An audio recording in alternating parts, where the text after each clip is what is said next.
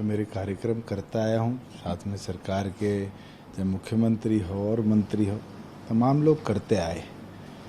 आज के दिन अराजकता फैलाना अगर उद्देश्य है तो अलग बात है। अगर कृषि कानूनों के लिए किसानी बचाना उद्देश्य है तो इन लोगों को चर्चा करनी चाहिए। मैं तो निरंतर कह रहा हूँ, वो 40 लोग गायब क्यों हैं? जिन लोगों ने शुरुआत में ये बात करी थी कि एमएसपी खत्म हो जाएगी, मंडियां बंद हो जाएंगी, ज़मीनों पे कब्जे हो जाएंगे, 3 उद्देश्यों के साथ ये पूरी मूवमेंट शुरू हुई थी। आज अगर हम देखें तो ये तीनों चीज़ें एग्जिस्ट करती हैं। प्रिक्योरमेंट लार्ज लेवल पर हुई। हरियाणा प्रदेश ने खरीफ में 15,500 करोड़ की प्रिक्योरमेंट कर किसान के खाते में पैसे भेजे। 4 दिन पहले हमने सिरसा के अंदर 56 एकड़ ज़मीन खरीदी, जिसमें अब एडिशनल मंडी हम बनाने का काम करेंगे। तो मंडियाँ तो बढ़ रही है, ख़त्म नहीं हो रही। और कोई एक भी ऐसा केस नहीं है जहाँ कॉन्ट्रैक्चुअली किसी के साथ अगर किसी ने टर्म्स करे हैं तो उसकी ज़मीन पे कब्जा हुआ हो, ना हमारे संज्ञान में ये मामला आया। मैं तो फिर भी इन लीडर्स से कहना चाहूँगा कि आप बड़प्पन दिखाइए, आप चर्चा केंद्र से करिए। प्रधानमंत्री ने भी डेफर करने की बात करी थी, अमेंडमेंट्स लाने की बात करी थी। अगर असली उद्देश्य किसानी बचाना है तो आप लोगों को चर्चा दोबारा शुरू करनी पड़ेगी और दोनों के बीच में एक पॉजिटिव विश्वास पैदा करना पड़ेगा। करनाल में जो हुआ, क्योंकि इससे पहले भी कई जगह वायलेंस हुआ, झड़प हुई पुलिस के बीच में, किसानों के बीच में, बाद में फिर रस्साकसी चलती है, किसानों को छोड़ दिया जाता है बाद में। तो आप क्या समझते हैं कि जिस तरीके का करनाल में हुआ इंसिडेंट? देखिए, जिस तरह की वीडियो आई कि कस्सी के साथ पुलिस वाले पे 2 बार हमला हुआ, अगर आप किसी की लाइफ के ऊपर बनकर आएगी तो कोई माला लेके वेट नहीं करेगा। पुलिस को लाठीचार्ज करना पड़ा और law and order situation control करना पुलिस का काम है। हमने तो 9 महीने में निरंतर ये प्रयास किया है कि कोई भी ऐसा एक्सेसिव फोर्स का यूटिलाइजेशन ना हो जहाँ किसी के चोट आए। हमारे डिप्टी स्पीकर की गाड़ी तोड़ी गई, तब भी कोई गतिविधि नहीं हुई। हमारे टोहाना एमएलए की गाड़ी तोड़ी गई, तब भी हमने कोई एक्शन नहीं लिया। पीछे एमएलए बरवाड़ा अपनी बेटी के साथ ट्रैवल कर रहे थे, उनके साथ दुर्व्यवहार किया, तब भी हमने कोई ऐसी कदम नहीं उठाया। मगर आंदोलन की आड़ में और अगर अराजकता फैलाई जा रही है तो इसको सहन नहीं किया जाएगा और ज़रूरत पड़ेगी तो फिर व्यवस्था खराब करने वालों के खिलाफ सख्त कार्रवाई हम करेंगे। जो वीडियो की बहुत चर्चा हुई, वीडियो वायरल हुआ एसडीएम साहब का, मैंने उस पर परसों भी कहा था, आज भी कहता हूँ, शब्दावली गलत थी। उसके ओथ के अंदर साफ तौर पर लिखा हुआ है कि हाई एथिकल स्टैंडर्ड एक ऑफिसर मेंटेन करेगा। हमने रिप्लाई सॉर्ट किया है, रिप्लाई आने के बाद जो एक्शन सरकार लेगी वो लेगी। सर, आगे आप किस तरह देखते हैं, क्योंकि इतना कुछ हो गया है, आगे भी उम्मीद अभी कमी नजर आ रही है? देखिए, 9 महीने हो गए, अंत इसका जब ही होगा जब चर्चा होगी, या फिर अंत आगे 2 स्टेट के चुनाव हैं, जिन स्टेट्स के लीडर्स ने इस मूवमेंट को चला रखी है, उनकी सोच भी सामने आ जाएगी। तो सीएम साहब ने कल कहा एक प्रेस कॉन्फ्रेंस में कि कैप्टन अमरिंदर इंस्टिगेट कर रहे हैं फार्मर्स को। मैं तो कैप्टन अमरिंदर जी और भूपेंद्र हुड्डा ही नहीं, ये परिभाषा इंस्टिगेशन की तो के मुंह से आ गई थी जब सिद्धू जी ने ओथ ली थी कि जो अमरिंदर सिंह ने किया वो कोई नहीं कर सकता था। और ये दर्शा दिया कि पंजाब कांग्रेस, हरियाणा कांग्रेस और देश की कांग्रेस ने मिलकर पीछे से इस आंदोलन को सपोर्ट दिया और देश के अंदर माहौल खराब हो उसके लिए कदम उठाए।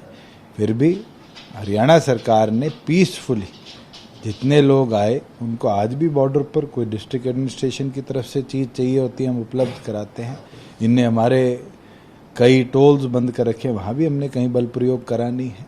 मगर अब समय आ चुका, अगर ये लोग चर्चा नहीं करते और इस तरह की बर्बरता दिखाते हैं तो हम फिर सख्त कार्रवाई करेंगे। और आपको लगता है सर कि ये जिस तरीके का आंदोलन चल रहा है और सरकार के खिलाफ जिस तरीके का माहौल बनाया जा रहा है, कहीं ना कहीं सरकार ने जितनी, जैसे कि आपने प्रेस कॉन्फ्रेंस में भी बोला और अभी भी बताया कि एमएसपी पे दिया जा रहा है बहुत सारे प्रोडक्ट्स के ऊपर, तो सरकार कहीं ना कहीं समझाने मैं तो आप इन 40 लोगों से आपके माध्यम से पूछना चाहूँगा कि हरियाणा प्रदेश की डायरेक्ट बैंक ट्रांसफ़र की जो नीति थी, जो मैंने साल पहले शुरू करी कि खातों में पैसा देंगे किसान के, क्या पंजाब ने उसको वीट में अपनाया? नहीं अपनाया है और पैडी में भी अपनाएगी।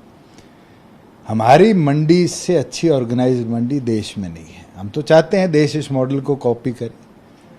खुद पंजाब कांग्रेस अध्यक्ष सिद्धू जी ने कहा कि हरियाणा गन्ने के दाम जो देता है वो ऐतिहासिक है, और पंजाब ने 2 दिन बाद उसको रेप्लिकेट किया।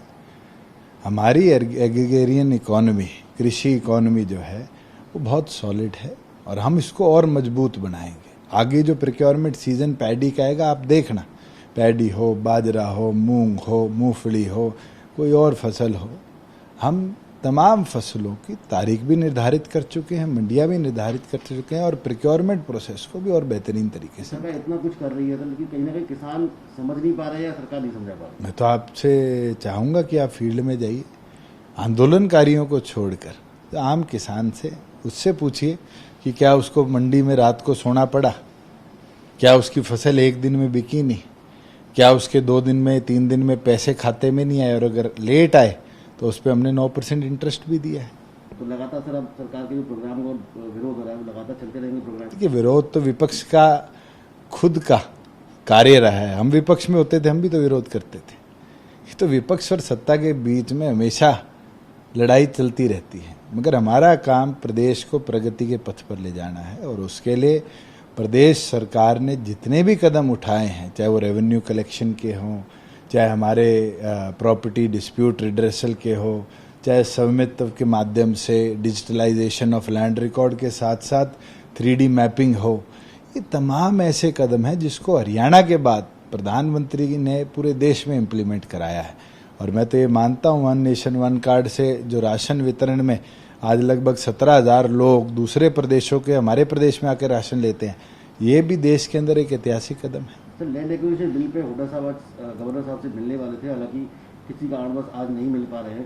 तो सर, आपको क्या लगता है? देखिए, विधानसभा में उस पर खुल के चर्चा हुई, जिस तरह का भ्रम उनने फैलाया था मैंने उसका भी जवाब दिया। मिलना है, उनका अधिकार है, लीडर ऑफ ऑपोजिशन है, वो किसी से भी मिल सकते हैं। एक आखिरी सवाल सर, सीएम साहब ने कल कहा कि लव जिहाद के बारे में कानून स्टडी पूरी की जा चुकी है, कानून कभी भी लाया जा सकता है, या ऑर्डिनेंस जरूरत होगी तो ऑर्डिनेंस भी लाया जाएगा। देखिए, अगर कोई इस तरह के शब्दावली वाला कानून की बात होगी लव जिहाद की, तो मैंने पहले कहा है इसके ऊपर हम चर्चा करेंगे। मगर यस, फोर्सफुल रिलीजन ट्रांसफॉर्मेशन के ऊपर चर्चा होगी, चाहे वो मुस्लिम को हिंदू बनाने की हो, हिंदू को क्रिश्चियन बनाने की हो, क्रिश्चियन को सिख बनाने की हो, या किसी तरह से भी कोई जैन आज सिंधी बन रहा है। अगर कोई ट्रांसफॉर्मेशन होती है फोर्सफुली, तो उसके लिए कानून की ज़रूरत है, और जब सबकी सहमति होगी तो जरूर प्रदेश में उसको पारित करेंगे। नमस्कार, मैं हूं मानक गुप्ता। अगर आपको हमारा ये वीडियो पसंद आया हो तो इसे लाइक और शेयर जरूर करें, और हां, हमें सब्सक्राइब और फॉलो करना ना भूलें, ताकि आप देश और दुनिया की कोई खबर मिस ना करें। तो जुड़े रहिए हमारे साथ और देखते रहिए न्यूज़ 24।